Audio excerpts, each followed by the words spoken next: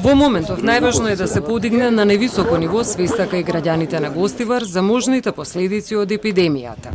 Најголем дел од овие заболувања може да бидат само ограничувачки и да поминат без последици. Но мора да се посвети внимание на ризичните групи, бремените жени, децата и сите возрастни над 65 години, вели професор Стојковска.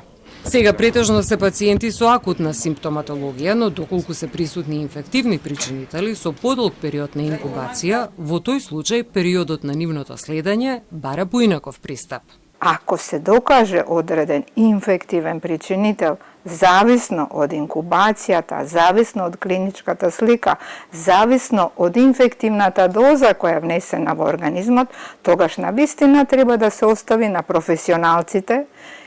Епидемиолозите, микробиолозите ја работат своја работа. Кога се работи за тоа дали има последици или не, кој треба да ги следи луѓето, тука се лекари. Секогаш у консултација кога се работи за ова група заболувања со инфектолози.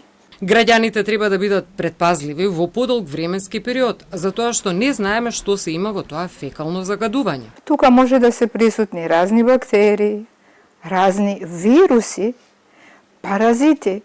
Сите они имаат различит период на инкубација. Значи, период кога немам никаков симптом, сум бил во контакт со инфективниот причинител, али до појава на симптомите е релативно долг период. И доколку има забрана за користење на водата, тоа треба да се почитува без никакви импровизации и компромиси. Може да е потребна забрана. Може да се потребни некои многу поригорозни мерки, знаете, за да се спречи нешто на време. Значи, треба, замислете вие сега една веселба, замислете еден кафич. Не треба да се дозволи да у овој период, кога е прогласена кризна состојба, дозволиме да секундарно се појават нови инфекции, кои не би требале да се појават. Веќе е нанесена доволно голема штета, не треба понатака да се дозволи потенцијално јавување на некои нови инфекции, знаете.